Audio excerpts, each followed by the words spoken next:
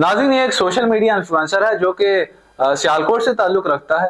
कहते हैं कि रिज़्क औरत के नसीब में होता है, मगर कहीं ऐसा तो नहीं कि अब ज़वाल की तरफ पतलू का सफर शुरू हो गया है, क्योंकि जो नसीब था, जिसका नसीब था, वो रिश्ता तो अब तलाक की भीड़ चढ़ गया है।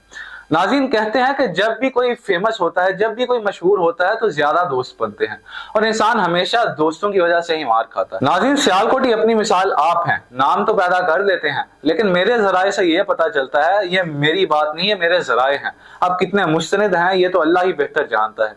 मेरे जराए से ये पता चलता है कि मोइन चौधरी ने भी मिस्टर पतलू को धोखा दिया है, क्योंकि उसने मिस्टर पतलू से पैसे लेकर पाकिस्तान में अपनी प्रॉपर्टी की फाइलें करवा दी और उसे मेड लाइफ का लॉलीपॉप दे दिया कि भाई मैंने इसके ऊपर 200 मिलियन लगाया है, जो कि सरासर झूठ है।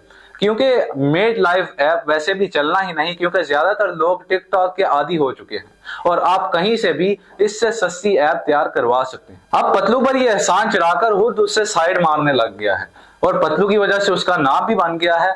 मगर पतलू खुद भी अब लोगों के साथ ज्यादा मेल जोल करने लग पड़ा है, मगर फिर भी भाई दोस्तों की मार कभी भी किसी को संभलने नहीं देती।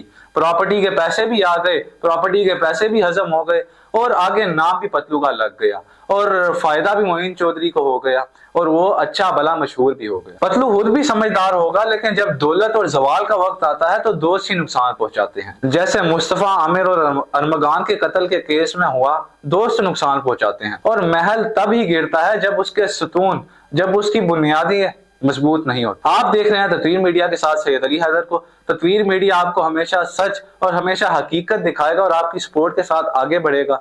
अगले प्रोग्राम तक अल्लाह निगहबान।